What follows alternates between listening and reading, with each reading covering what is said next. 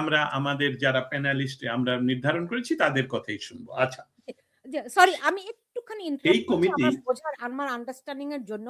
সেটা হচ্ছে আপনি বিদেশ বিষয়ক যেই কমিটির কথা বলছেন, সেটির নাম কি committee Congressional committee of department of state? না, আপনার কথা ভেঙে যাচ্ছে, কিন্তু আমি বুঝতে পারছি আপনার প্রশ্নটা হলো বিদেশ বিষয়ক কমিটি কি স্টেট ডিপার্টমেন্টের কিনা। নো, না, না, এটা স্টেট কংগ্রেশনাল ডিপার্টমেন্টের কমিটি নয়, কংগ্রেশনাল এটা হলো congressional committee of department of state. না, congressional committee of department state না, এটা হলো মার্কিন যুক্তরাষ্ট্রের কংগ্রেসের বিদেশ বিষয়ক কমিটি, ফরেন অ্যাফেয়ার্স কমিটি। একদম এটা কংগ্রেসের কমিটি, এটার সাথে প্রশাসনের কোনো ধরনের সংযুক্তি নেই। এটা হলো সরাসরি তারা বিদেশ বিষয়ে যে বিষয়। এই কমিটির ইংরেজি নামটা কি? কংগ্রেশনাল কমিটি তো।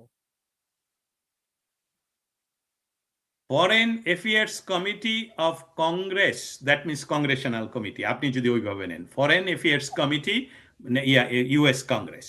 এবং সেখানকার যারা এই কমিটির মেম্বার তাদের মধ্যে 5 জন এটা সাইন করেছেন। এবং সাইন করার মধ্যে একজন আছেন যিনি হলেন আবার দক্ষিণ ও মধ্য এশিয়া বিষয়ক উপকমিটির চেয়ারম্যান, তিনি হলেন বিল হুইজেঙ্গার। আর গ্রেগরি ডব্লিউ মেক্স যিনি হলেন ranking member house foreign affairs committee. এবং আরেকজন হলেন সিডনি কামলাগার ডব, যিনি হলেন র্যাঙ্কিং মেম্বার দক্ষিণ এশিয়া বিষয়ক উপ কমিটি। এবং সেই সাথে খুব রিমার্কেবল যারা ইনফ্লুয়েন্সিয়াল দুইজন, জুলি জনসন এবং থমাস আর সুওজি, এই দুইজন মার্কিন কংগ্রেসের সদস্য এবং তারা খুব ইনফ্লুয়েন্সিয়াল। তারা যে কথাটুকু ডক্টর ইউনুসকে বলেছেন, লিখেছেন, সেটা হলো আপনার প্রশ্নের উত্তরে। আপনি আমাকে প্রথমে বলছেন যে ডক্টর ইউনুস কি আমেরিকা সিগন্যাল পেয়ে গেল কিনা, সেফ এক্সিট কিনা। সেফ এক্সিট কিনা এটা আমি আর আপনি সরাসরি না বলতে পারলেও আমরা যে বিষয়টা বলতে পারি, চিঠি আজকে আর পড়ব না। আজকে চিঠি থেকে 3টি বিষয় যেটা বাংলাদেশ সরকারকে যুক্তরাষ্ট্র কংগ্রেসের এই কমিটি বলছে, সেটা প্রথমত বলছে ফেব্রুয়ারিতে অনুষ্ঠেয় নির্বাচনের আগে একটি রাজনৈতিক দলের উপর সম্পূর্ণ নিষেধাজ্ঞা। নির্বাচনের আগে কোন রাজনৈতিক দলকে নিষিদ্ধ করা হলে অবাধ ও অংশগ্রহণমূলক নির্বাচন সম্ভব নয়। এটা একদম স্পষ্ট করে লেখা সেখানে। সব রাজনৈতিক দলের অংশগ্রহণ ছাড়া জনগণের মতামত প্রতিফলিত হয় না। এই চিঠির প্রথমেই তাকে ডক্টর ইউনুসকে একটা ধন্যবাদ তারা জানিয়েছেন যে একটা নির্বাচনের দায়িত্ব আপনি নেওয়ার জন্য আমরা আপনাকে ধন্যবাদ জানাই।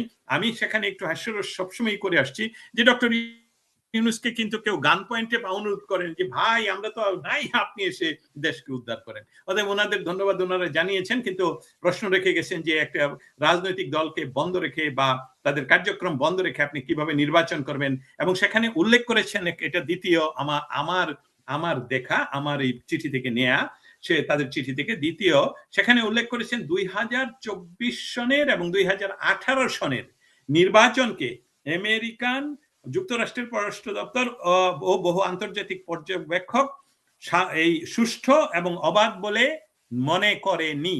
এইটা একটা বিশেষ সিগন্যাল যে আপনি যদি আবার আগের মতন নির্বাচন করেন তাহলে আপনার পরিণতি আপনি তো দেখতেই পাচ্ছেন। আগের সরকার 2টা নির্বাচন করেও তারা টিকতে পারেনি। অতএব আপনাকে এই সিগন্যালটা আমাদের মনে হয় ব্যাখ্যা না করলেও বুঝতে পারবে আপনার যারা শ্রোতা মণ্ডলী রয়েছেন। এই চিঠির তৃতীয় ধাপে আমি যেটা পেয়েছি সেটা হলো তারা বলছে সমষ্টিগত শাস্তির প্রশ্ন নিয়ে কথা তুলেছেন। যেমন পুরো একটি রাজনৈতিক দলের কার্যক্রম স্থগিত করা মানবাধিকারের মৌলিক নীতির পরিপন্থী বলে তারা মনে করেন।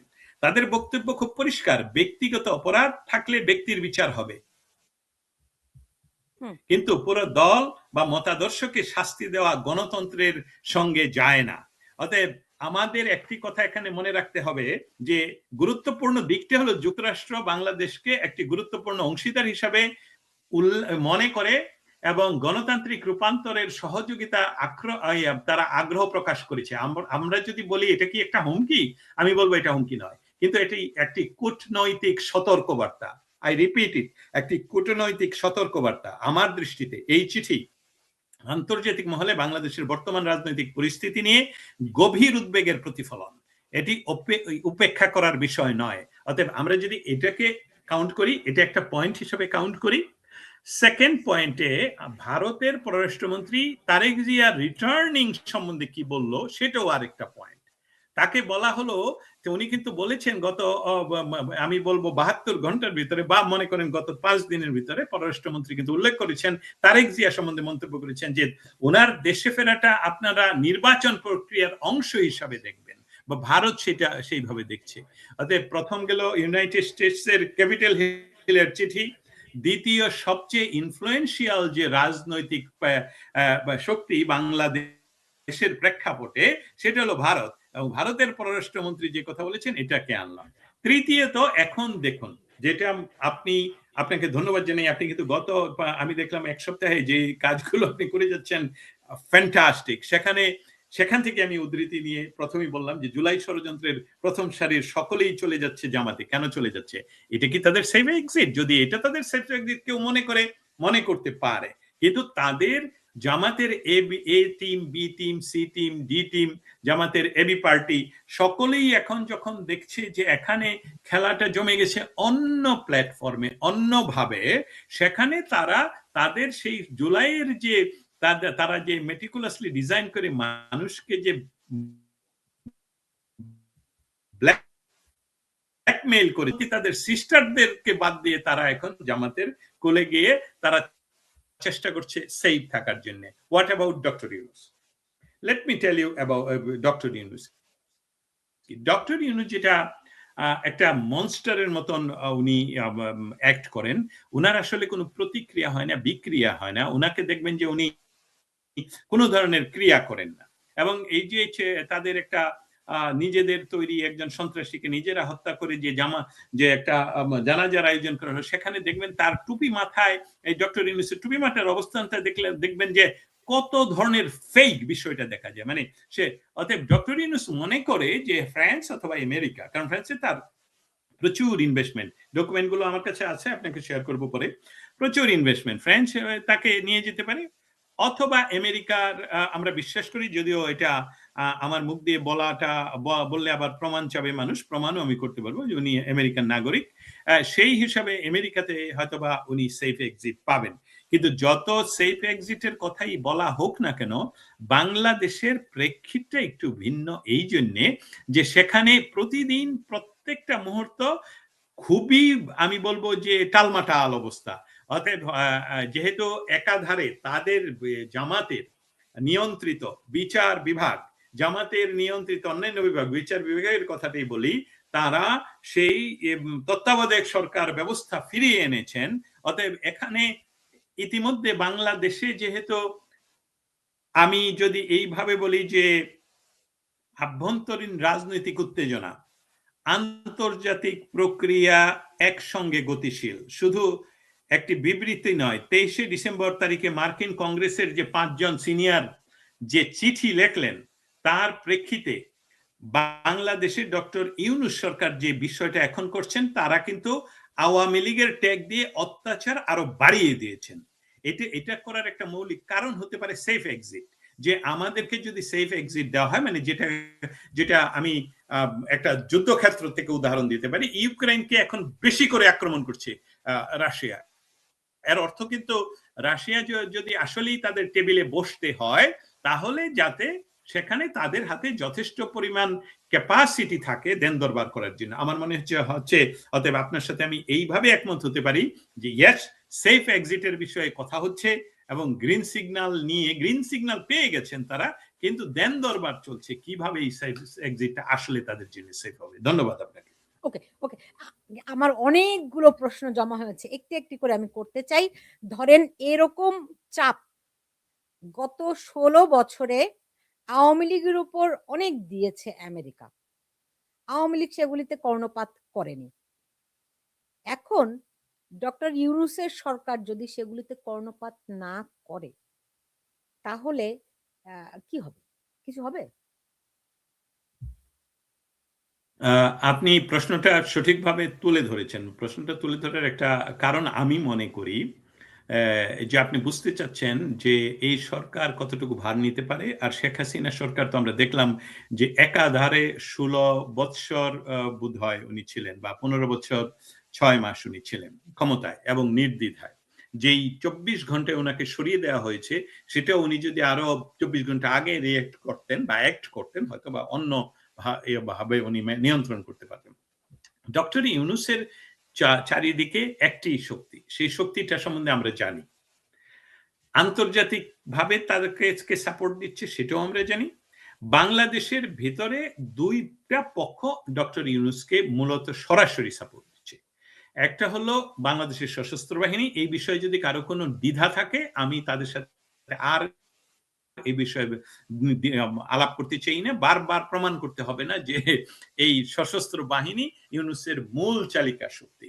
সেই সাথে বাংলাদেশের ৭১-এর যে পরাজিত শক্তি, যারা প্রতিশোধ পরায়ণতার কারণে এমনকি বিএনপিকে অন্ধকারে রেখে মেটিকুলাসলি ডিজাইনে তারা যুক্ত হয় এবং আওয়ামী লীগের বিভিন্ন অঙ্গ সংগঠন, সহযোগী সংগঠনের ভিতরে থেকে তারা এই কাজটুকু করে তারা এত ক্ষমতাসীন হয় যে তারা এই মুহূর্তে ডক্টর ইউনূসকে সাপোর্ট দিয়ে যাচ্ছে। কিন্তু প্রেশার এমন একটা জিনিস আন্তর্জাতিক, ভারতের দেখুন, ভারতের বিষয়টা যদি আমি আর আপনি আলাপ করি, এখানে একটা সুস্পষ্ট বিষয় রয়ে গেছে।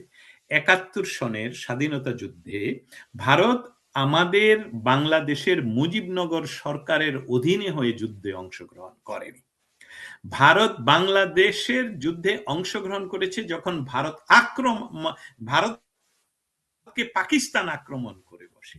অতএব আমরা যদি এইভাবে দেখি যে ভারত কখন ভারত কিন্তু বাংলাদেশের ভিতরে ঢুকেনি, পাকিস্তান ভারতকে আক্রমণ করেছে পশ্চিম থেকে। ভারত বলল ওকে, আমরা তোমাদের ল্যান্ডকে দখল করে নিব, এবং তারা পূর্ব পাকিস্তান দখল করে নিল। ৯৩,০০০ সৈন্যবাহিনী নিঃশর্ত আত্মসমর্পণ, including all auxiliary force without any condition. এখন এখানে একটা পয়েন্ট খুব ইম্পর্টেন্ট।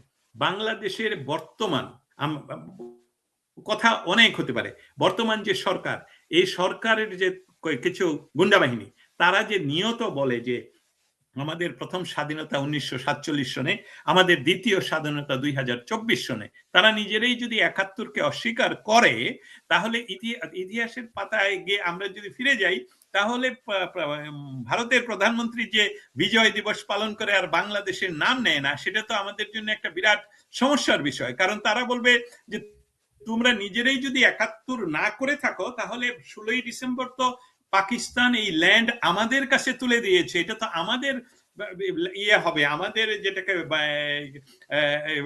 আন্ডারে থাকবে, তোমরা নিজেরাই তো এই স্বাধীনতা নিচ্ছ না।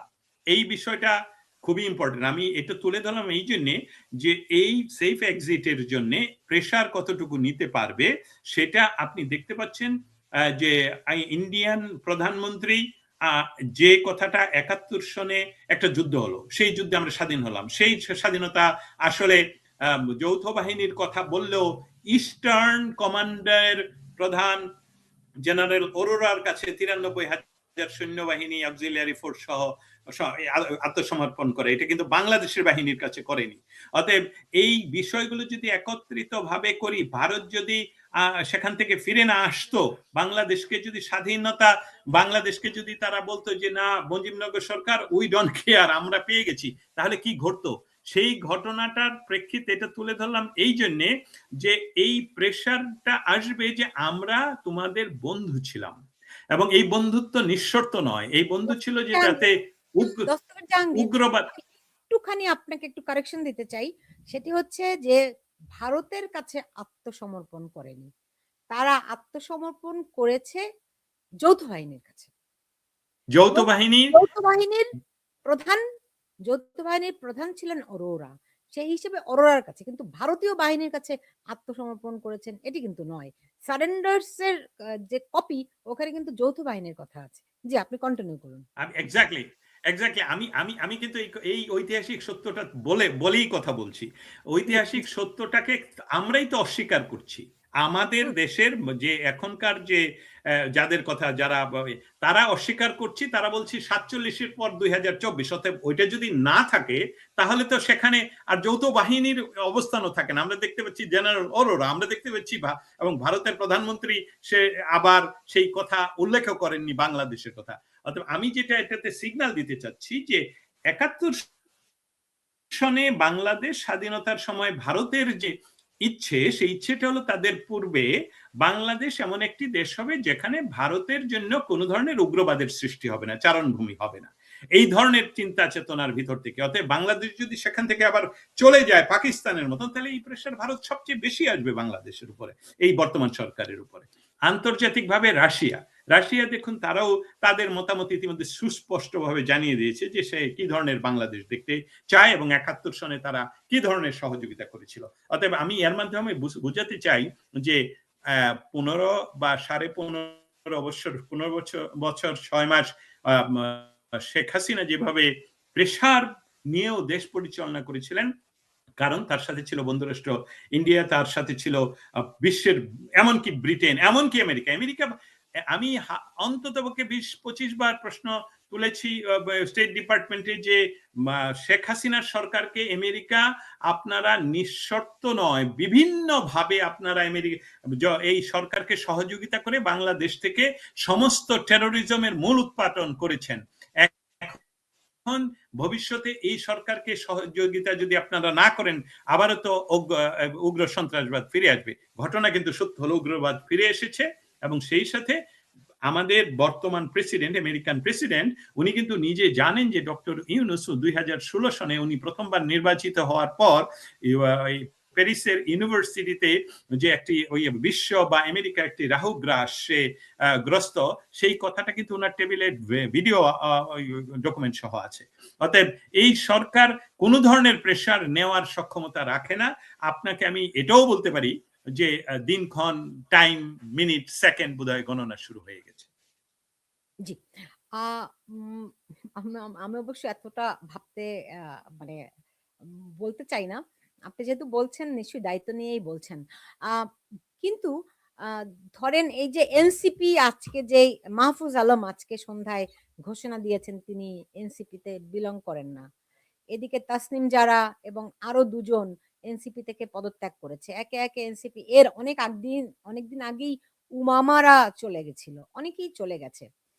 এগুলো কিসের লক্ষণ? আবার নাহিদ ইসলাম, তারপরে অন্যরা আবার আপনার যুক্ত হচ্ছে জামাতের সঙ্গে।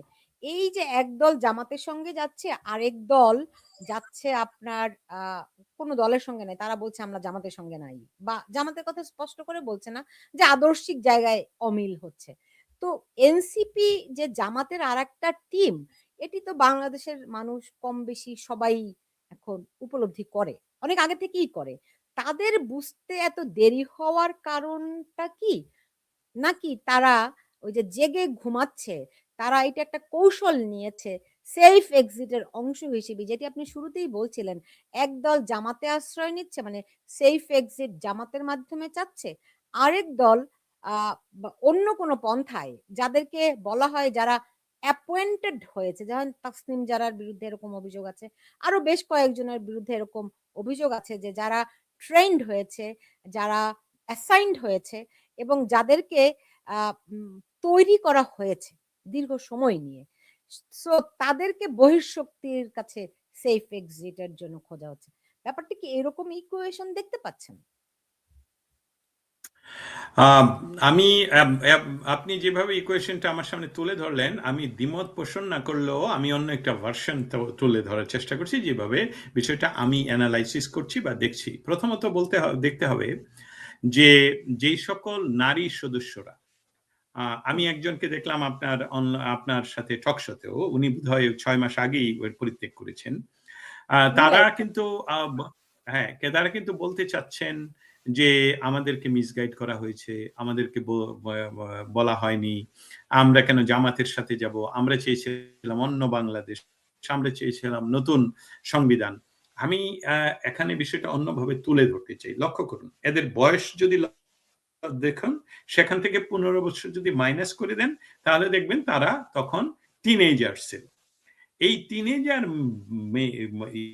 যারা ছিলেন তারা এই টিনেজ বয়সে যেই সরকারের মাধ্যমে তারা এই ধরনের স্বাধীনতা, সার্বভৌমত্ব, নিজকে প্রতিষ্ঠিত করা, নারী হিসাবে নিজকে এগিয়ে নিয়ে যাওয়ার যেই সুযোগ সুবিধা ওনারা পেয়ে এই পর্যায়ে আসলেন যে ওনারা চিন্তা করতে পারেন, এবং এটা চিন্তা শক্তির মৌলিক স্বাধীনতা, যে আজকে আমি বেটার আছি, আরো বেটার হব, এটাই শেষ নয়। এই যে মৌলিক চিন্তার স্বাধীনতা, সেই স্বাধীনতাটা কোন সরকার এনে দিল, কোন সরকারের সময় সেই সুযোগটা আসলো? সেই সরকার তো শেখ হাসিনার নেতৃত্বের সরকার। আমরা শেখ হাসিনা সরকারের সমস্ত সুযোগ নিয়ে আমাকে তৈরি করতে পারলাম, আমি মুক্ত চিন্তা গ্রহণ করতে পারলাম, নারী হিসাবে নেতৃত্ব দেওয়ার সক্ষমতা অর্জন করলাম, এবং সেই নারীগুলো যে আপনার সাথে ইন্টারভিউ দিল সে, এবং যে গতকালকে পদত্যাগ করে নিজে ইন্ডিভিজুয়ালি বা স্বতন্ত্র প্রার্থী হবে, আর আজকে যে বলছে আমি আর প্রার্থীতেই নাই, এই সকলেই কিন্তু শেখ হাসিনাকে অকথ্য ভাষায় গালিগালাজ করেছেন। তারা এমন ভাষা তারা প্রয়োগ করেছে। আমি একটা জিনিসকে সবসময় রেসপেক্ট করি, সুলতানা রহমান আপনাকে জানাই, আমার বিরোধী না থাকলে তো আমি জল জল করব না। আমাকে যদি আপনি সবসময় শুধু প্রেজ করেন তাহলে তো আমি জানবো না আমি ভুল করছি কিনা। এবং রাজনীতিতে তো আরো বেশি প্রয়োজন। রাজনীতিতে আমার বিরোধী না থাকলে আমি যে ভালো কাজ করব কেমন করে, সেখানে শেখ হাসিনার বিরোধিতা যারা করবে তাদেরকে আমি সবসময় বলছি এটা তো সঠিক কাজ, শেখ হাসিনা দেশ চালাচ্ছেন আর উনি কিডনি হয়ে কাজ করবেন, দ্যাট ইজ খুব স্বাভাবিক। কিন্তু আপনার মুখের ভাষা, আপনাকে লক্ষ্য করতে হবে যে আপনি কিভাবে বিরোধিতাটা করছেন। আপনি শেখ হাসিনাকে এই মেয়েরা শেখ হাসিনাকে যেই অকথ্য ভাষা ব্যবহার করে গালিগালাজ করেছেন, আমার বিশ্বাস হয় না কখনোই তারা যদি একটু বুঝতে, নিজকে নিয়ে চিন্তা করতেন যে আমি যে সক্ষমতা অর্জন করলাম, যেই একটা সিস্টেম, সেই সিস্টেমের চেয়ে আমি বেটার করব। হ্যাঁ, তো বেটার করলে তো আমাকে বেটার আইডিয়া ঠিক করতে হবে। তো বেটার আইডিয়া ঠিক করতে গিয়ে আপনি জামাতের যারা বি টিম হিসাবে প্রথম থেকেই, আমরা প্রবাসী থেকে জানি, আপনি দেশে থেকে জানবেন না কেন? জানবেন না? আপনি তো ঢাকা ইউনিভার্সিটির যদি হয়ে থাকেন তাহলে নিয়ত জানার কথা। তা সেখানে এতদিন লাগলো বুঝতে যে ওরা আসলে জামাতের হয়ে কাজ করছে, এটা তো এতদিন বোঝা। এটা আমি মনে করি যে তারা সঠিক সত্যটা বলছে না। তারা যে কাজটুকু করেছিল, যেহেতু তাদের রাজনৈতিক ব্যাকগ্রাউন্ড নেই, যেহেতু তারা সবসময় নিজদেরকে স্মার্ট ভাবছে, এই কারণে যে শেখ হাসিনার সরকার তাদেরকে সেই উন্মুক্ত পরিবেশ তৈরি করে দিয়েছে। অতএব তারা ভাবলো এই আমাদের একটা সুযোগ এসেছে, এখন শেখ হাসিনাকে নামিয়ে ফেলতে পারলে আমরা মন্ত্রী এমপি হয়ে আজীবন তাদের জীবন ক্ষমতায় থাকবে। বাট এটা যে ভুল পথ, এটা যে সঠিক না, এটা যে টিকবে না, সেই জ্ঞানটুকু না থাকায় তারা মানে খুব অল্পতেই তারা সেখান থেকে চলে আসতে বাধ্য হয়েছে। তাদের যদি মৌলিক ইচ্ছাটাই থাকতো যে দেশের জন্য কাজ করব, কিসের এনসিপি, তাহলে এনসিপি তারা ভেঙে ফেলতে পারতো না। তারা বলতো যে ওই এনসিপি তো আমরা করতে আসিনি, আমরা আসছি যে এনসিপি করতে, সেই এনসিপি এইরকম বাংলাদেশ ম্যানিফেস্টো দিত, তারা বলতো আমরা নেতৃত্বে আছি। কিন্তু না, তাদেরকে আমি আরেকটা বিষয় বলি, এনসিপির যারা মৌলিক নেতৃত্বে যে ছেলেগুলো সবাই তো জামাতে ফেরত গেল। তারা জামাতে ফেরত যাবে কি যাবে না সেটা মৌলিক প্রশ্ন নয়। জামাতের সাথে তাদের এনসিপির যে চুক্তি হয়, সেই চুক্তিতে বলা হলো যে এই কয়েকজনকে দাঁড়াতে দিব, আর কেউ দাঁড়াতে পারবে না, আর না দাঁড়াতে পারলেও তারা স্বতন্ত্র দাঁড়িয়ে করতে পারবে না। নট অনলি দ্যাট, তোমাদের সকলকে জামাতের পক্ষে নির্বাচন করতে বাধ্য থাকবে। সেখানে আমার মনে হয় এই মেয়েগুলো বা আরো যারা চলে যাবে, তাদের না পাওয়ার বেদনায় তারা চলে যাচ্ছে।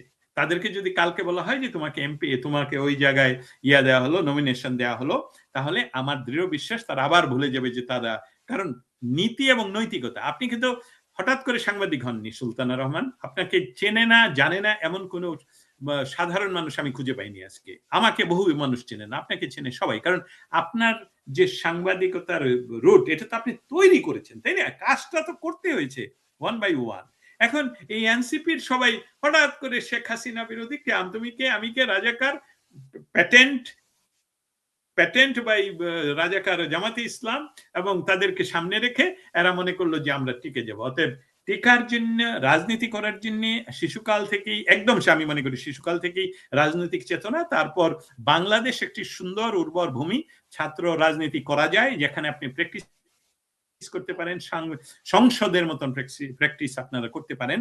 সেখান থেকে উঠে আসলে আপনারা এত তাড়াতাড়ি ঝরে যেতেন না, এবং এই সকলের কাজই হলো মেটিকুলাসলি ডিজাইনের অংশ। এই মেয়েগুলোকে ব্যবহার করা হয়েছে এবং তারা ব্যবহৃত হতে আনন্দ পেয়েছিল। সেই আনন্দ এখনো ফিরে আসবে যদি তাদেরকে আবার ডাকা হয় এবং বলা হয় তোমরা ইয়ে করো, তোমরা এই জায়গা থেকে নির্বাচন করো। কিন্তু দুঃখের সঙ্গে সত্য কথা বলতে হচ্ছে সেটা হলো রাজনৈতিক খেলা অনেক দূর চলে গেছে। এখন এটা শুধুই ডক্টর ইউনূসের হাতে আর নেই, এটা শুধুই এনসিপি কে আপনারা, আমি এই কথাটা কোথাও বলিনি, আপনার এখানে ব্রেক করি। আমি একটা বিষয় লক্ষ্য করলাম খুব গভীর ভাবে, সেটা হলো যে তারেক জিয়া বাংলাদেশে ফিরলে কি ধরনের রিয়েকশন হয় রাজনৈতিক ফ্যাব্রিকে। দেখলাম যে হঠাৎ করে এনসিপি যে চালাতো, এনসিপি এই করে গা, ক্যান্টনমেন্ট ভেঙে দিবে, অমুক করবে তমুক করবে, সবকিছুর উপরে জামাত সহ কি ধরনের জানি একটা ঠান্ডা জল ঢেলে দিলে যেরকম একটা অবস্থা হয় না, সেরকম একটা অবস্থা আমি দেখতে পাচ্ছি। আমার সাথে হয়তো আপনি দ্বিমত করবেন বা আমাদের যারা শ্রোতা মন্ডলী দ্বিমত করবেন, আমি বাইরে থেকে এটা দেখছি। কিন্তু সেটাকে উজ্জীবিত রাখার জন্য জামাত যেই ইনজেকশন আবার পুশ করছে, সেটা হলো এই শাহবাগে তাদের হত্যা করা সন্ত্রাসী, তারাই সরকারে, তাদের সেটার বিচারের দাবিতে তারা আবার সেখানে অভিনয় শুরু করেছে। এবং আমি জানি যে জামাত ইতিমধ্যে বিভিন্ন জায়গায় লবিং শুরু করেছে ইন্টারনাল বাংলাদেশি বিভিন্ন ফোর্সের সাথে। ধন্যবাদ। আপনি শেষের কমেন্ট, দুইটা কমেন্টই ভেরি স্ট্রং। ধরেন ওসমান হাদির কথা আপনি বলছেন, ইনকিলাব মঞ্চের, এবং ইনকিলাব মঞ্চ কিন্তু এখন শাহবাগে যে অবস্থান নিয়েছে, অনেকেরই আশঙ্কা এখানে একটা বড় কিছু ঘটতে পারে। এই ব্যাপারে জানেন কিনা? আর জামায়াত যে লবিং শুরু করেছে সেটা কোন লাইনে, কি তাদের আকাঙ্ক্ষা? নির্বাচন তারা চায় না অনেকদিন থেকেই শুনছি, এবং আজকেই সন্ধ্যায় আপনার জামাতের আমির ডক্টর শফিকুর রহমান তিনি সেনাপ্রধানের সঙ্গে বৈঠক করেছেন। আমি আরো একটি খবর পেয়েছি তিনি গত সপ্তাহেও সেনাপ্রধানের সঙ্গে বৈঠক করেছেন। এইগুলির যোগসূত্রটি কি? খুব ভালো লাগছে একটা বিষয় আমি শেয়ার করি। আমার মগজ ঝালাই হচ্ছে, অনেকগুলো বিষয় একসাথে আসছে, খুবই ইম্পর্টেন্ট এই কারণে যে দেখুন মেটিকুলাসলি ডিজাইনের যে অংশ, কি কি জানি কোটা, আমি এটা বিষয়টা মনে রাখতে পারি না, কোটা আন্দোলনের নামে, কোটা আন্দোলনের সময় যে বলা হচ্ছিল ছাত্ররা আন্দোলন করছে, সেটা রূপান্তর করলো ছাত্র জনতা। আচ্ছা, ছাত্ররা আন্দোলন যদি করে থাকে, তাহলে ছাত্রদের যখন রাজনৈতিক বন্দোবস্ত হলো, যে ছাত্ররা আন্দোলন করে জয়লাভ করলো, তাদের যখন রাজনৈতিক বন্দোবস্ত হলো, সেই বন্দোবস্ত সেই ছাত্রদেরকে ঢাকা ইউনিভার্সিটিতে তারা জয়লাভ করতে পারলো না কেন? তারা নির্বাচনই করলো না কেন? তারা তো রাজনৈতিক শক্তি, তারা তো বলছে যে আমরা এই দেশ মুক্ত করেছি স্বৈরাচারের কাছ থেকে। আমি রাজনৈতিক বক্তার মতন বললাম। তাহলে আপনারা শিবিরকে দিয়ে দিলেন কেন? আমি তো সেদিন বসেছিলাম যে এরা এত শক্তিশালী, শেখ হাসিনার যে শেখ হাসিনা এমনকি মার্কিন যুক্তরাষ্ট্রকে ভয় পায় না, সেই শেখ হাসিনাকে তারা সরাই দিল ক্ষমতা থেকে। অতএব ঢাকা ইউনিভার্সিটি, জাহাঙ্গীরনগর, রাজশাহী, চিটাগাং সমস্ত ইউনিভার্সিটিতে তাদের জয়কার হবে, তাদের তো একটা রাজনৈতিক সংগঠন হয়ে গেল এনসিপি। কিন্তু তারা সেটা করতে পারলো না। জামাতের কাজের জন্য বি টিম হিসেবে তো কাজ করছে, অতএব শিবিরকে তারা সেখানে দখলদারিত্ব করতে দিল। অতএব আমি এই জন্য বলছি যে আমার একটা ভালো কাজ হচ্ছে যে আমি পুরাতন বিষয়গুলো নিয়ে আসছি। সেটা হলো এনসিপি, সেটা হলো ইনকালাব মঞ্চ, সেটা হলো এবি পার্টি, এরকম বহু বিষয়গুলো জামাতের ফান্ডিং এ, জামাতের মজলিসে শুরা থেকে পরিকল্পনা করে বাংলাদেশে এইসবগুলো তৈরি করা হয়েছে। এবং এখন ফিরে যাচ্ছি 5ই অগস্টের বিকাল বেলায়। 5ই অগস্টের বিকাল 3টার দিকে আমাদের বর্তমান সেনাপ্রধান তিনি সর্বপ্রথম একটা বিষয়, এটা আবারও স্মৃতি রোমন্থনের জন্য, বাংলাদেশে কিন্তু দুপুর 1টা থেকে ওই 3টা পর্যন্ত সমস্ত ধরনের ইন্টারনেট বন্ধ ছিল টোটাল, যেটা নিয়ে কিন্তু আর কেউ কোনোদিন, টোটাল ব্ল্যাকআউট ছিল। এটা নিয়ে শেখ হাসিনার সময় যে ব্ল্যাকআউট ছিল সেটা নিয়ে বহু কথা, কিন্তু এই 2 ঘন্টার ব্ল্যাকআউট সম্বন্ধে কোনো কিছুই বলা হয়নি। অতএব এই 2 ঘন্টার ব্ল্যাকআউটে পট পরিবর্তন করা হয়। একটা হলো শেখ হাসিনার অফিসে, আর উনি ক্যান্টনমেন্টে ইতিমধ্যে একজন এক্স আর্মি অফিসার দিয়ে আগের রাতেই ডেকে আনিয়েছেন রাজনৈতিক দলগুলোর নেতৃবৃন্দকে, এবং সেখানকার প্রধান ব্যক্তি হলো জামাতের এই আপনি বলছেন ডক্টর শফিকুল ইসলাম, উনি কিন্তু জাসদ থেকে আসা। শফিকুল ইসলাম, শফিকুর রহমান, ডক্টর শফিকুর রহমানটা লিখে রাখি। আচ্ছা, ডক্টর শফিকুর রহমান। এই আমি এখন চলে যাই, আমি টিভিতে বা অনলাইনে আমরা যেভাবে দেখি, আমরা তো টিভিতে দেখি ডক্টর না উনি, আপনি তো বহু তথ্য আমাকে শিখাচ্ছেন, ভেরি নাইস। উনি হলেন ফিজিশিয়ান। হ্যাঁ, আর ডক্টর ইউনূস হচ্ছেন গিয়ে ডক্টর ফিজিশিয়ান, যাই। উনি হলেন ফিজিশিয়ান, মানে রোগী দেখেন, এই ডাক্তার, উনি মাস্টার ফিলোসফি না। আচ্ছা ঠিক আছে, আমরা চলে যাই। আমাদের প্রধান তিনি আসলেন টিভির। ওই 2 ঘন্টার ইন্টারনেট বন্ধে কি কি হয়েছে আপনি এটা আরেকটুখানি ডিটেইল বলেন। এটা খুব সংক্ষেপে, কারণ এটা যতটুকু আমি বলবো সেটা আরো করতে হবে, ভেরিফাই করতে হবে, কারণ আমি একটা বিষয় সবসময় বলছি। আচ্ছা বলিনি, প্রথমত হলো সেই সময়ে গণভবনে একদল প্রেসার করে শেখ হাসিনাকে দেশ থেকে বাধ্য করার জন্য কাজ করে, এবং হুমকিটা প্রচ্ছন্ন যে তো এই 20 মিনিটেই 40 মিনিটেই 25 মিনিটেই চলে আসছে, এই আক্রমণ হয়ে যাবে। আরেকটা হলো উনি নিজে সকাল 10টায় শেখ হাসিনাকে আশ্বস্ত করে, এই ওয়াকার সাহেব আশ্বস্ত করে যে সমস্ত কিছু আমাদের নিয়ন্ত্রণে আছে, কোনো অসুবিধা নেই। উনি কিন্তু চলে গেলেন ক্যান্টনমেন্টে গিয়ে কিন্তু উনি আগের রাতেই ব্যবস্থা করে রেখেছেন ওনার অন্য এক্স কলিগ, মানে যে রিটায়ার্ড কলিগ দিয়ে, যে জামায়াতে ইসলামের প্রধান সহ আরো অলি, আবার এই যে ঢাকা ইউনিভার্সিটির প্রফেসর মোহাম্মদ নজরুল, যাকে আপনারা অন্য ডাকে নামেন আসিফ নজরুল, তাদেরকে ক্যান্টনমেন্টে জড়ো করেছেন। এখানে উনি ওনার প্রধানমন্ত্রীকে বলে গেছেন, আশ্বস্ত করে গেছেন everything is under control. So এখানে একটা মেটিকুলাসলি ডিজাইনের অংশ ছিল যে জনগণের হাতে তিনি মৃত্যুবরণ করেছেন, জনগণের আক্রমণে, যেটা সমস্ত ধরনের যে নিরাপত্তা বলয় সমস্ত কিছু কিন্তু সেখানে লুজ করে দেওয়া হয়, ওপেন করে দেওয়া হয়। শুধু তুলনা করার জন্য বলছি, সেই একই বাহিনী তারেক জিয়া, যিনি বাংলাদেশের এই মুহূর্তে বর্তমানে কোন ধরনের রাজনৈতিক প্রোটোকল পাওয়ার যোগ্য নন, তাকে 5 স্তরের নিরাপত্তা দিয়ে রাস্তা দিয়ে হেঁটে হেঁটে হেঁটে হেঁটে মঞ্চে নিয়ে আসা হয়। কোথায় ছিল সেদিন গত 5 তারিখে অগাস্টের আপনারা শেখ হাসিনাকে বাংলাদেশের কোথাও আপনারা নিরাপদ রাখতে পারেননি? অতএব এটা তো মেটিকুলাসলি ডিজাইনের অংশ। এটাই ছিল আমি 5 তারিখ নিয়ে মৌলিক বলা। কিন্তু সেদিন কি হলো? সেদিন উনি টেলিভিশনের সামনে এসে বললেন অনেক কথা, যে আমরা দেশের দায়িত্ব নিলাম। মাননীয় প্রধানমন্ত্রী পদত্যাগ করে দেশ ত্যাগ করেছেন। আমরা এখন বঙ্গভবনে যাব, গিয়ে আমরা দেশ পরিচালনার জন্য একটি সরকার গঠন করব, আমরা দেশকে নিরাপদ রাখবো, কি বললেন। কিন্তু একজন সাংবাদিকের প্রশ্নে এখন বলেন আপনারা কোন কোন রাজনৈতিক দলের সাথে আলাপ করলেন, উনি কিন্তু প্রথম যে রাজনৈতিক দলটার কথা বলেন সবাই জানেন, কিন্তু আমি রিপিট করতে বাধ্য হচ্ছি আজকে, সেই বললেন জামায়াতে ইসলামী, এবং ওনার আমির এই ডাক্তার শফিকুল রহমানের কথা বললেন। এখন আমি এটা নিয়ে আরেকটু কথা, আমি আরেকটু কথা বলি। জামাতের কথা যখন উনি বলছেন, তখন আমি আরেকটু কথা বলতে হবে। ঠিক সেই মুহূর্ত পর্যন্ত যখন বাংলাদেশের সেনাবাহিনী, যারা প্রতিজ্ঞাবদ্ধ বহিঃশত্রুর আক্রমণ থেকে দেশকে রক্ষা করবে, তারা একজন প্রধানমন্ত্রীকে দেশে রাখতে পারেননি। তখনও পর্যন্ত বাংলাদেশে সম্পূর্ণভাবে আইনগত নিষিদ্ধ একটি রাজনৈতিক দলের নেতাকে ক্যান্টনমেন্টে ওনারা আসতে দিয়েছেন, এবং সেই দলের সাথে ওনারা বলেছেন, প্রথম কথা বলেছেন।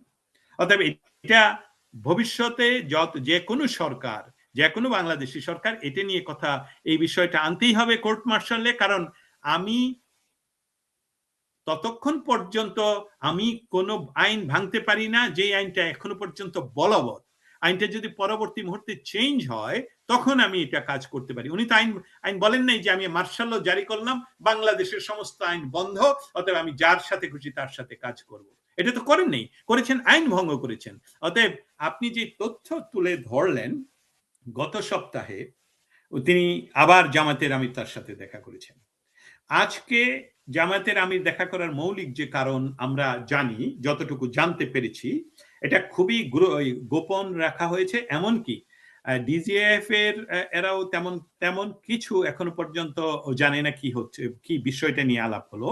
কারণ আপনারা জানেন সেখানে একটা ক্লাব রয়েছে ক্যান্টনমেন্টের ভিতরে, কি একটা যারা ইতিমধ্যে আর্মিতে নেই তাদের জন্য একটি ক্লাব, অফিসার্স ক্লাব, প্রাক্তন অফিসার্স ক্লাব, যাদেরকে একটা কি শব্দ দিয়ে ব্যবহার করে তাদের সংক্ষেপে, আপনি হয়তো বা জানেন। আমি রাওয়া ক্লাব, হ্যাঁ, ইচ্ছা করেই অনেক সময় রাওয়ার কথাই বলছি, কিন্তু ইচ্ছা করেই আমি মনে রাখতে পারি না আর কি। এই রাওয়া ক্লাবের এরা নিয়ন্ত্রণ করে, ওইখান থেকে আসলে সমস্ত কিছুই ওইখান থেকে ঘটছে, এবং সেটার মূল নিয়ন্ত্রক কিন্তু জামাতপন্থী, এবং স্পেশালি গোলাম আজমের সন্তান এবং এদের সন্তান নিয়ন্ত্রিত এই গোষ্ঠীটার মাধ্যমে সম্পূর্ণভাবে এই ওয়াকারের সাথে তাদের যোগাযোগটা রক্ষা করে চলছে। এখন তারেক জিয়া আসাতে দেখুন ক্ষুধা বক্সকে সরিয়ে দেওয়া হলো। এটা কেন সরিয়ে দেওয়া হলো? উনি এমন গুরুত্বপূর্ণ ব্যক্তি ছিলেন, উনি কিন্তু বিএনপির জন্য একটা গুরুত্বপূর্ণ ব্যক্তি ছিলেন, যে ব্যক্তিটা জজ মিয়া নাটক সাজিয়েছিলেন, এবং তাকে আনা হলো, যখন আনা হলো, নিয়োগ দেওয়া হলো, তখন কিন্তু কোনো হইচই হলো না। কিন্তু যখন তাকে সরিয়ে তারেক আসছে, তার আগে ডেইলি স্টার পুড়িয়ে দেওয়া হলো, প্রথম আলো পুড়িয়ে দেওয়া হলো, ক্ষুধা বক্সকে সরিয়ে দেওয়া হলো। এখন আবার এই 24 ঘন্টার ভিতরে যখন দেখা গেল যে বাংলাদেশে আসলে তাদের মাটি পায়ের তলা থেকে আর মাটি নেই বললেই চলে। জামায়াতে ইসলামের ভোট ব্যাংক বাংলাদেশে কখনোই ছিল না, এবং আমি মনে করি যে জামায়াত ইসলাম যে কাজগুলো এখন প্রতিদিন করে যাচ্ছে, তাতে করে তাদের পায়ের নিচে যে মাটি একেবারেই সরে গেছে, সেটাকে পুনরুদ্ধার করার জন্য, প্রোটেকশন নেওয়ার জন্য ওয়াকার সাহেবকে আরেকটা ধমক দিবেন কিনা ইয়াকে, ডক্টর ইউনূসকে। কারণ ওয়াকার সাহেব যে কাজটুকু করছেন সেটা কিন্তু ঠিকাদার হিসাবে করছেন। আমি কথাটা বুঝাতে পারলাম কিনা? কারণ এই এনসিপির বহু সম্মুখ সারির নেতারা কিন্তু ঢাকা ইউনিভার্সিটিতে সবসময় স্লোগান দিত ওয়াকার সম্বন্ধে, যে সেনাবাহিনী ঠিকাদার। মনে আছে এই কথাগুলো? সেনাবাহিনী কিসের ঠিকাদার, কিসের ঠিকাদারি দায়িত্ব? অতএব সেখানে তারা গেলেন। আমার মনে হচ্ছে এইটা একটা গুরুতর সিগন্যাল, যারা বর্তমানে বাংলাদেশে অবস্থান করছেন, যারা স্বেচ্ছা নির্বাসন থেকে বাংলাদেশে গিয়েছেন রাজনীতি করার জন্য, ক্ষমতায় যাওয়ার জন্য, তাদের জন্য এটা ভাবার বিষয় যে জামাতের সাথে বাংলাদেশের যে সেনাপ্রধান, তার সখ্যতা, এবং উনি বারবার রাজপথে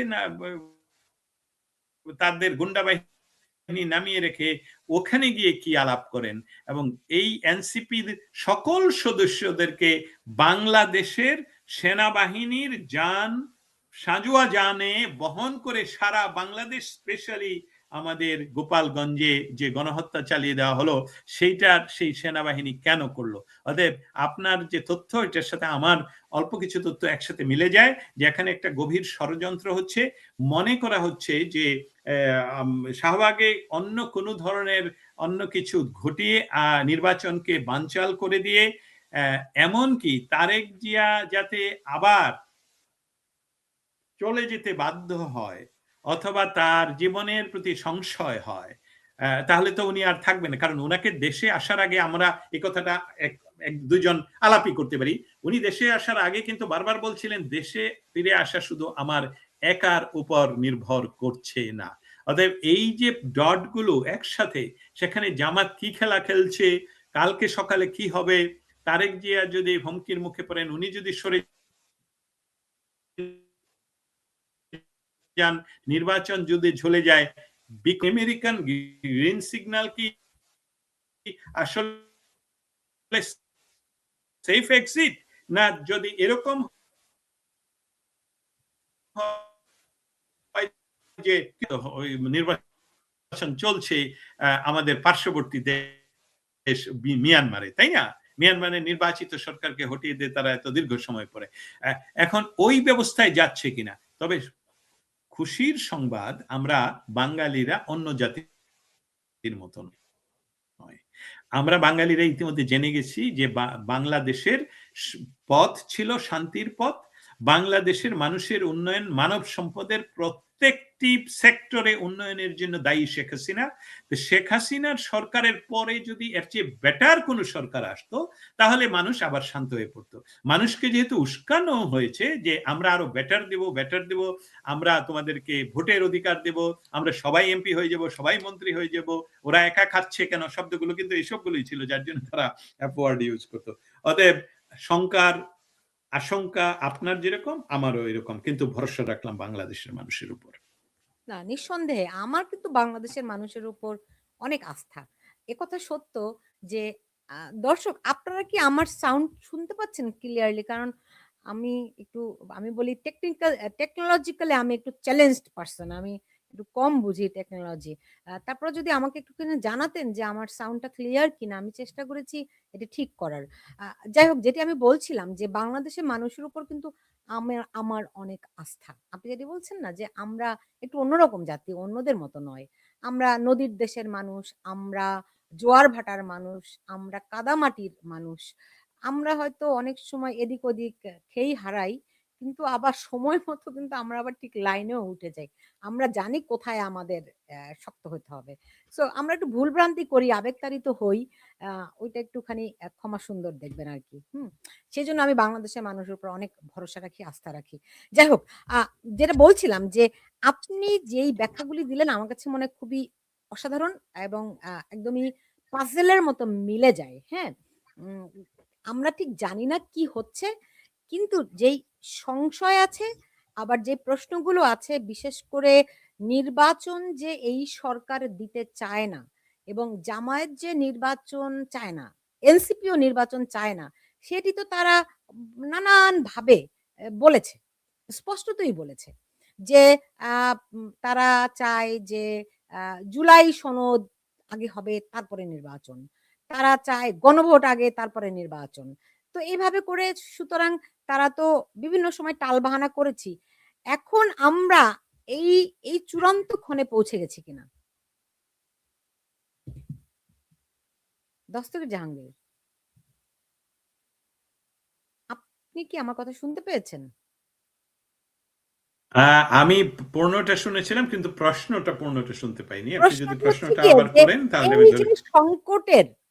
সংকটের আমরা নির্বাচন নিয়ে টালবাহানা, নির্বাচন হবে কি হবে না, এই যে এত রকম সংকট, এই সংশয়, সেটির চূড়ান্ত ধাপে পৌঁছে গেছি কিনা? হ্যাঁ, অসংখ্য ধন্যবাদ আপনাকে। এই বিষয়টা আমরা যেভাবে দেখব, আমরা যেভাবে তুলে ধরব, সেটা চেষ্টা করব যাতে আ এমন হয় যে আমরা আমরা কিন্তু ব একটা কথা বলে রাখি যে আমরা ভাগ্য পরীক্ষাও করতে পারি না। আমরা পূর্বাভাসের কিছু বলতে পারি, কিন্তু কি ঘটবে একদম পুঙ্খানুপুঙ্খভাবে বলার কোন ধরনের উপায় আমাদের হাতে নেই এবং পৃথিবীর কারো হাতেই নেই। কিন্তু আমরা যে এনালাইসিসটুকু এতক্ষণ করলাম, আমাদের দর্শক শ্রোতা আপনারা যারা শুনছেন, আশা করছি আপনারা আমাদের সাথে একমত হবেন। আপনাদের দ্বিমত হওয়াটাও প্রয়োজন। যদি এই দ্বিমতে আরো কিছু বেরিয়ে আসে, আমরা ভবিষ্যতে এটা নিয়ে আবারও কথা বলবো। কিন্তু নির্বাচন হবে কি হবে না, আমরা যদি এটা 50-50 সম্ভাবনার কথাও আমি এখানে বলবো না। আমরা যেই কথাগুলো বলবো সেটা হলো নির্বাচন কেন হবে?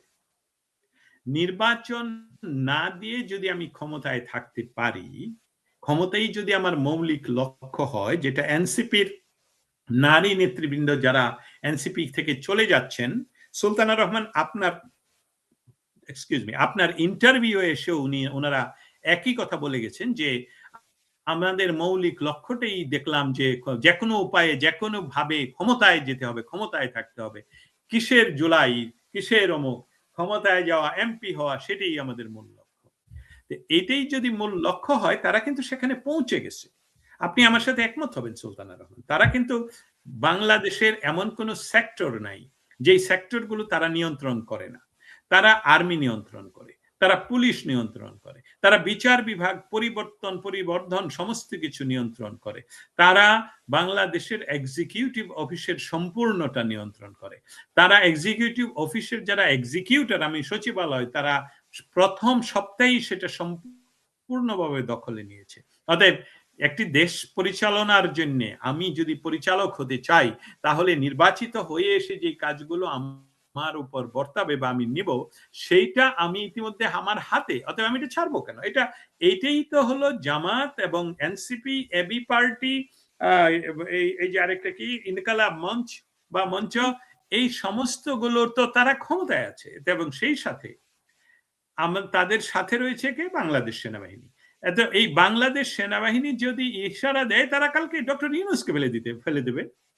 ডক্টর ইউনূসকে ফেলে দিয়ে এই যে আপনি ডক্টর বলেন বা ডাক্তার বলেন শফিক, উনাকে বলবে যে উনি বসুন ওই জায়গায়, আমরা এটা ইয়ে করি।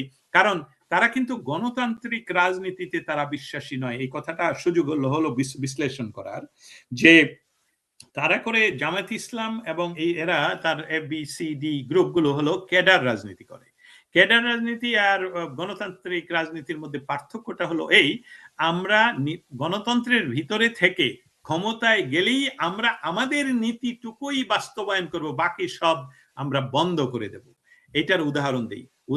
প্রকৃষ্ট দুইটা উদাহরণ আছে। একটি উদাহরণ হলো ইরান, আরেকটি উদাহরণ হলো ইস্ট ইউরোপ। বলশেভিক রেভলিউশন রাশিয়াতে হয়, সেখানে তারা সমাজতন্ত্র কায়েম করে, কিন্তু সেকেন্ড ওয়ার্ল্ড ওয়ারের পর ইস্ট ইউরোপের দেশগুলো, যেমন east Germany, Czechoslovakia, Poland, Hungary, Bulgaria, এই সব তৎকালীন যুগোস্লাভিয়া, সমস্ত দেশগুলোতে কমিউনিস্টরা ক্ষমতায় আসে কিন্তু নির্বাচনের মাধ্যমে। এই ধরনের একটা পরিস্থিতি যুদ্ধ অবস্থার পরে নির্বাচনের মাধ্যমে, সেই গণতান্ত্রিক নির্বাচনে তারা ক্ষমতায় গিয়ে 24 ঘন্টার ভিতরে তারা দেশে শুধু একটি মাত্র রাজনৈতিক দল থাকবে, সেটা হবে তাদের জনগণের দল যারা নির্বাচিত হয়েছে, বাকি সবাই হলো দেশের শত্রু। এটা কিন্তু এই জামায়াতে ইসলাম এবং তারা করবে নির্বাচিত, যে তারা যদি নির্বাচনের সিল লাগাতে পারে যে আমরা নির্বাচিত, তাহলে পরের দিনই বলবে যে মেয়েরা তোমরা ঘরে থাকবে, বের হলে তোমরা বেত্রাঘাত পাবে।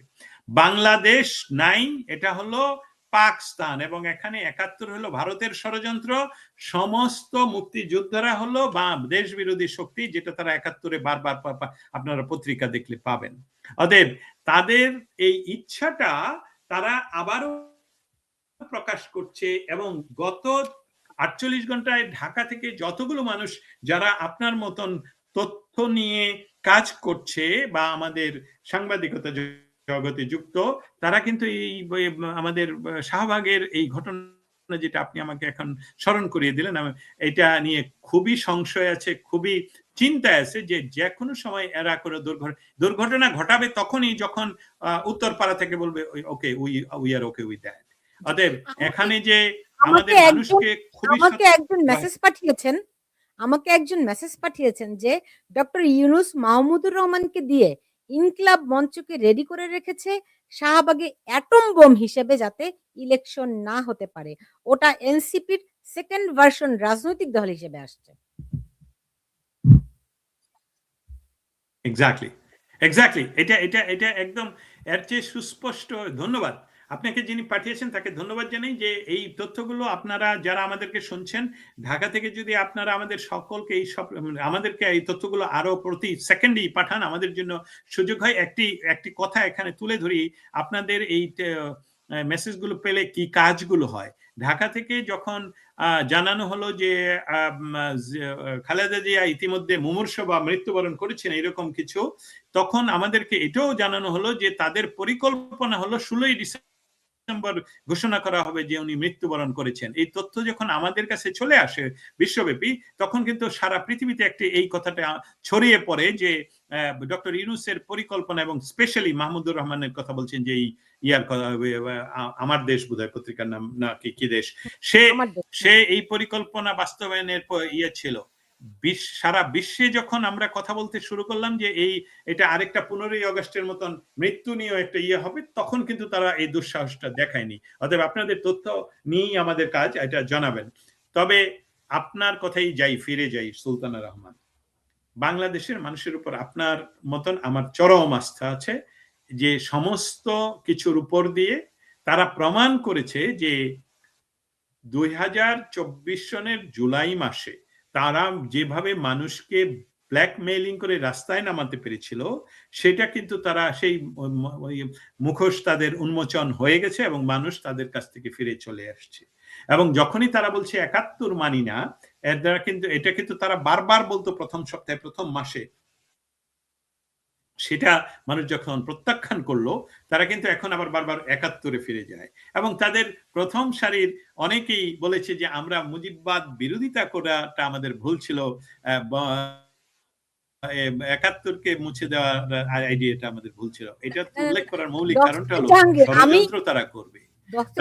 আমি লেটেস্টটা বলতে চাই আপনাকে, যেখানে মাহফুজ আলম, আপনি জানেন যে তিনি প্রথম মুজিববাদের ঘোরতর বিরোধিতা করে বলেছে আমাদের সংবিধান মুজিববাদী সংবিধান, এটি আওয়ামী লীগের সংবিধান। হ্যাঁ, সেই মাহফুজ আলম এখন বলছেন যে মানে মুজিববাদ বাংলাদেশের এত গভীরে প্রথিত যে এটি আর তাদের পক্ষে ভাঙা সম্ভব নয়।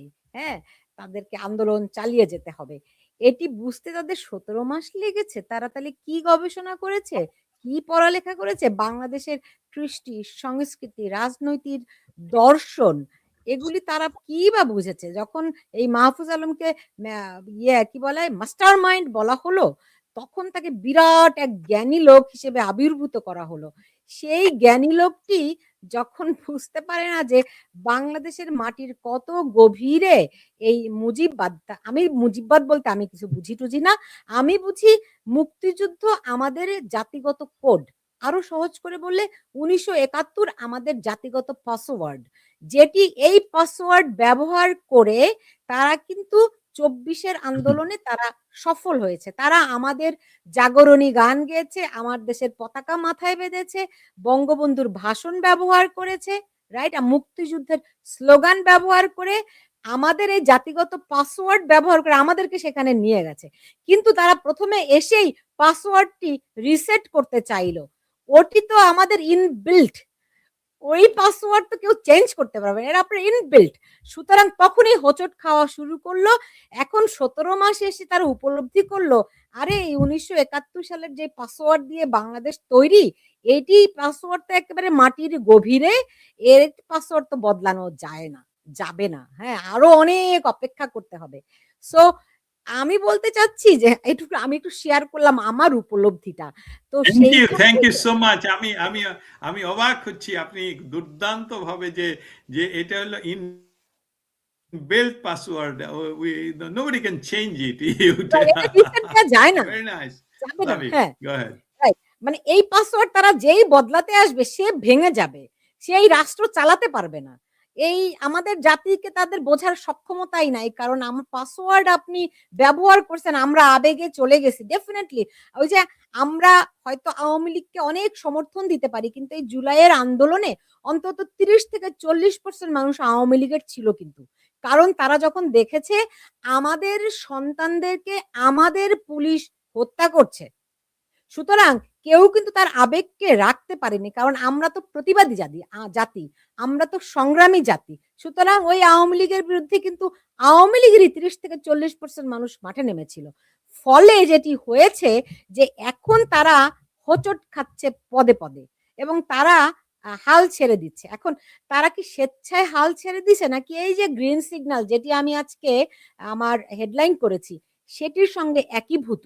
ওই যারা গ্রিন সিগন্যাল দিয়েছে তারাও বুঝতে পারছে যে আরে এই জাতির তো পাসওয়ার্ড আর বদলানো আমাদের পক্ষে সম্ভব না, সেই কারণে তারা এটিরে এখন অন্য কোনো সিস্টেমে মানে বাইপাস করতে চাচ্ছে কিনা? ধন্যবাদ। আমি প্রথম আপনাকে স্যালুট জানাই। খুব সুন্দর ভাবে বাংলাদেশকে আপনি তুলে ধরেছেন আপনার দর্শক শ্রোতাদের সামনে যে বাংলাদেশকে মুছে দেওয়া যায় না, রিসেট করা যায় না। বঙ্গবন্ধুকে রিসেট করা যায় না, ৭১ কে রিসেট করা যায় না। আপনার একটা বাড়ি ৩২ নংকে একটা বাড়ি হিসাবে ঘুরিয়ে দিতে পারেন, কিন্তু ৩২ নংকে আপনারা কখনোই ঘুরিয়ে দেওয়ার সক্ষমতা এই পৃথিবীতে হবে না। এটা আপনি সুন্দর করে তুলে ধরলেন। রাষ্ট্রীয় আমি যেই কথাটা আপনি বললেন যে আওয়ামী লীগের কিছু মানুষ সেদিন জুলাই আন্দোলনে সহযোগিতা বা সংযুক্ত হয়েছে, আমি অন্যভাবে বলি কথাটার। ওটা আমি দ্বিমতের চেয়ে বিশ্লেষণটা করতে হবে। বিশ্লেষণটা হলো যে মেটিকুলাসলি ডিজাইনের একটা অংশ হলো আপনার সবসময় পৃথিবীতে যখন যে কোনো রাষ্ট্রকে আপনি ইয়ে করতে চান, রেজিম চেঞ্জ করতে চান, তাহলে বাইরের ফোর্স সরাসরি আসতে হবে অথবা রাষ্ট্রকে খেপিয়ে তুলতে হবে। হুম। বাংলাদেশে যেটা প্রয়োগ হয়েছে সেটা হলো রাষ্ট্রকে খেপিয়ে তোলা হয়েছে। কিভাবে খেপিয়ে তোলা হয়েছে? বঙ্গবন্ধুকে ব্যবহার করা হয়েছে এবং সেই রাত্রেই বলা হলো তুমি কে আমি কে, রাজাকার রাজাকার। রাষ্ট্র কিন্তু তখন খেপে গেল যে এটা কি বলে, এটা তো রাষ্ট্রদ্রোহিতা। আমাকে তো রাষ্ট্র কিন্তু সাদা কালো, রাষ্ট্র কিন্তু সবসময় দেখবে যে এটা রাষ্ট্রদ্রোহিতা, এটা আইন ভঙ্গ কিনা। অর্থাৎ রাষ্ট্র যখন খেপে গেল এবং রাষ্ট্র যখন নির্দেশ দিল যে এরা তো রাষ্ট্রদ্রোহিতা কাজ করছে, তাদেরকে বিচারের আওতাধীন করো, ঠিক তখনই তাদের মেটিকুলাস ডিজাইনে রাষ্ট্র কিন্তু ইতিমধ্যে খেপে গেল। তারা তাদের স্নাইপার দিয়ে সেই রাষ্ট্রের সেই ছাত্রদেরকে গুলি করে হত্যা করা শুরু করলো এবং তারা নিজেরা তাদের ওয়েল ট্রেইন প্যারামিলিশিয়া দিয়ে পুলিশের উপর আক্রমণ শুরু করলো এবং এটাকে ইয়ে দেওয়ার জন্য, যে কত নৃশংসতা দেখানোর জন্য তারা এটা কোনো সাধারণ মানুষ পুলিশকে মেরে এত উপরে লাশ এইভাবে সুন্দর করে ঝুলিয়ে রাখতে পারে না। এটার জন্য লাগে প্যারামিলিটারি ট্রেনিং এবং সেটা তারা করে রাষ্ট্রকে দেখানো হলো যে কি নৃশংসতা চলছে, যে মানুষ এত খেপে গেল যে পুলিশ বাহিনীকে মেরে মানুষ নিজেরাই ঝুলে রাখছে। বাংলাদেশের মানুষ এত নৃশংস নয়, আমাদের সিভিলিয়ানদের কথা বলছি। অতএব তারা যে এইভাবে রাষ্ট্রকে তারা খেপিয়ে তোলে এবং রাষ্ট্র সেই ট্র্যাপে পড়ে তাদের দ্বারা তারা যারা মিলিশিয়া তারা নামায়, তারা নিজেরা এখন প্রতিনিয়ত স্বীকারও করছে। এই যে ছেলেটা সর্বশেষ পদত্যাগ করে, সেই ছেলেটা বলছে যে সেদিন যদি সাধারণ আন্দোলনে পুলিশ বাহিনী হত্যা করে যদি আমরা ক্ষমতার পরিবর্তন না করতাম, তাহলে আমাদের অস্ত্র নিয়ে মাঠে নামার প্রস্তুতি ছিল। এটা তো তারাই বলছে। অতএব আমরা সেখানে যাই যে তারা আজকে যে কথাটা বলছেন যে মাহফুজ আলম সহ, যে তাদের ভুল তারা মনে করছিল যেটা সেটা আসলে সত্য নয়। আসলে বিষয়টা হলো এরা হলো বলির পাঠা, এইভাবে বলবো। এরা সামনাসামনি ওদের কোন তাদের প্রত্যেকটি আমি দুঃখজনক ভাবে আমি আসলে আমাদের দর্শক শ্রোতা আপনার দর্শক শ্রোতার কাছে আমি ক্ষমা চেয়ে নিচ্ছি। আমি মানুষের প্রত্যেকটি মানুষ ধনী গরিব দেখতে ভালো খাটো মোটা সবাইকে শ্রদ্ধা রাখি, কিন্তু একটা কথা তো তুলে ধরার জন্য আপনারা যদি এই কয়েকজন এনসিপি এবং মাহফুজ সহ সকলে 2024-এর জুলাই মাসের ছবি দেখেন, তাহলে দেখতে পাবেন যে তারা আসলে কোনো ক্রমেই বাংলাদেশের রাজনীতির যে ফ্যাব্রিক এর কোথাও নেতৃত্ব মানে তারা সদস্য হিসেবেও ছিল না। অতএব এদেরকে যে দীর্ঘ সময় ধরে তৈরি করা হলো অনেকটাই স্লিপিং এজেন্টের মতন করে, এবং তাদের মগজে ঢালা হলো যে মুজিববাদ মানেই খারাপ, মুজিববাদ মানেই খারাপ। আপনি বলছিলেন মুজিববাদ, এটা আপনি জানেন না, আমি খুব সংক্ষেপে মুজিববাদ মানেই বাংলাদেশ, মুজিববাদ মানেই ৭২-এর সংবিধানের ৪টা মৌলিক স্তম্ভ, এটাই মুজিববাদ। মুজিববাদ অন্য কোনো নতুন বাদ নয় পৃথিবীতে, এটা বাঙালিত্বের প্রথম বাঙালি জাতীয়তাবাদ হলো মুজিববাদ। অতএব সেখানকে সে না বুঝে, সম্পূর্ণ না বুঝে, যেমন আপনি যদি এখানে উল্লেখ করতে পারি, যারা ইচ্ছা করেন দেখতে পারেন ইয়াতে গিয়ে অ্যামাজনে অথবা ইউটিউবে বিভিন্ন জায়গায় ব্রুটাল নিকিতা, এটা হলো ফরাসি একটি ফিল্ম। সেখানে দেখবেন যে কিভাবে তাদেরকে এই স্লিপিং এজেন্টদেরকে ব্যবহার করা হয়। এবং তারপরে আবার কিভাবে তাদেরকে লিকুইড করা হয়, কিভাবে শেষ করে দেওয়া হয়। অতএব এখানে এদের দ্বারা বলানো হলো যে কি উনি কি মাস্টার মাইন্ড। আরে মাস্টার মাইন্ড বাংলাদেশে গিয়ে দেখি সমস্ত বিজ্ঞ মানুষের সামনে দাঁড়ায় তাই পালনবাদ কি বাদ টাদ সমস্ত বাদ বুঝাচ্ছে। আমি নিজে বুঝতে পারছিলাম না উনি কি বাদ বুঝাচ্ছেন। এতক্ষণে অরিন্দম কহিলা বিষাদে, আপনি যেটা বললেন যে আমি তো আসলে কোনো বাদই বুঝিনি। উনি যে বাংলাদেশে মুজিববাদ বলেন, জয় বাংলা বলেন, ৭১-এ বাংলাদেশে ৩০ লক্ষ মানুষ যখন নিহত হয়, তাহলে আপনি এই যে পালংবাদে নিয়ে আসছিলেন, আপনার পরিবারেও খুঁজে দেখেন কেউ না কেউ সেই ৩০ লক্ষের কোনো কাউকে রক্ত দিতে হয়েছিল। এটা একা একজনের, আমরা বলবো একজনের রক্তের বিনিময়ে বাংলাদেশ স্বাধীন হয়নি। লক্ষাধিক যারা বলেন সেটাও সত্য নয়। এটা হলো ৩০ লক্ষ শহীদের রক্তের বিনিময়ে, ২ লক্ষ মা বোনের ইজ্জতের বিনিময়ে অগণিত শিশু, যেই সকল শিশুদের কথা আমরা এখনো জানি না তারা কোথায় আছে, জীবিত আছে, তাদের হত্যা করা হয়েছে। অতএব এইটাকে এমন ভাবে সুন্দর করে আপনি তুলে ধরার জন্য ধন্যবাদ। ২ লক্ষ নারী নয়, ৪ লাখ নারী। ৪ লক্ষ নারী, ৪ লক্ষ নারী। Thank you so much. ৪ লক্ষ নারী। শিশুদের কোনো পরিসংখ্যান আমার জানা নেই, বা হয়তো বা থাকলেও। এখন কথাটা হলো, যে কথাটা আপনি তুলে ধরলেন সেটার জন্য আপনাকে ধন্যবাদ জানাই। কিন্তু প্রশ্নটা যেটা রাখলেন, রাষ্ট্রের এই মুহূর্তে এদের আসলেই তারা জানে যে রাজনৈতিক রিয়েল যে গেম, রাজনৈতিক রিয়েল যে ফ্যাব্রিক, সেখানে আন্তর্জাতিক প্লেয়াররা সজাগ হয়ে পড়েছেন। আমেরিকা এখন অ্যাক্টিভলি কাজ করছে, এটা একপক্ষীয় নয়।